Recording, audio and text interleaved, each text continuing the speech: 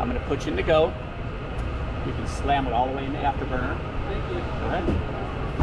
You see 150 knots? Yep. Just gently pull back on the stick. Sounds good. Not a knot further. Good. You can put that little flight path marker on about 15 degrees. Perfect. Left hand, raise your landing gear. Right here? Yep. All right. Airborne.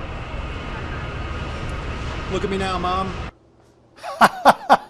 That was a blast, by the way. Local and state leadership gathered at Janicki Industries in Layton earlier today for an F-35 demonstration from Lockheed Martin. It was via the simulator. I had the opportunity to take the F-35 for a spin and check out some of the flight capabilities. There I am, not doing a very good job, but David was kind enough to help me along. He flew a lot of warfighting aircraft in his day, serving our country. Now works for Lockheed. So this was the interactive cockpit demonstrator, which made its way from Fort Worth, Texas, right here to Utah. Along with Northrop Grumman, Janicki produces composite wing skins for the F-35 Lightning II jet. We also took this video for you today. Got to hang out on base for a little bit. I spoke with Janicki's senior program manager about what they do right next door to Hill, behind the scenes.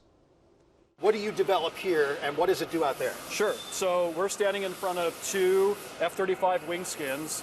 So Janicki's portion of this scope is the precision machining. So Northrop Grumman, they're down the road in Clearfield.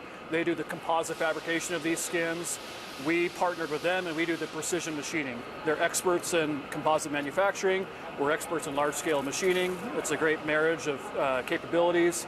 And we co-located this facility in Utah to be down the road from their manufacturing site to support the F-35 program. And how has that evolution grown and evolved in the last 14 years here in Utah? Well, it has grown. It started as 20 people in 2011, and it was the seed program was the F-35.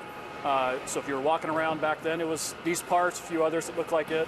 Today we have 30 different customers. Our workforce is now about 125, 130 people, and we are now adding on a 70,000 square foot expansion to this building to grow that presence here in Layton and add capabilities. How unique is it to develop this here and hear what's happening outside at the same time? You're so close. Yeah. You can hear your product in a way in action. Yeah, I would say one of the most prideful moments for us is having to go mute on a conference call when the demo team buzzes over the building. It's quite loud, but we know that the parts on that F-35 came out of this facility. So the wings, some of the parts you can see from the outside, all cycled through this manufacturing complex. In a bigger picture, Marshall, what does it say about the industry here in Utah specifically, about how much the state of Utah contributes to what goes on with our national security and the continued growth of our military in the United States? Yeah, I'd say it's surprising when people think of Utah as a hub for aerospace, but specifically advanced manufacturing in aerospace. And the roots go all the way back to Thiokol and Hercules and the space shuttle program and the advanced composites that were developed here in Utah. And that's really spring forward the growth that we see today in the Wasatch Front in northern Utah. Janicki is proud to be a part of that community, and being in Utah since 2011 now, we've seen a lot of that growth, and the opportunities are really endless in what's out there, and the state does a great job investing in the local curriculums at the technical colleges to feed the pipeline of technicians and machinists that we need. And then the universities in the area have really strengthened the core engineering curriculums to feed the engineering skills that we need for this team. Listen, what a cool process that was. I learned I'm never going to be a fighter pilot. I just think it's really fascinating, and salute to everybody that defends, obviously, the freedoms in our country.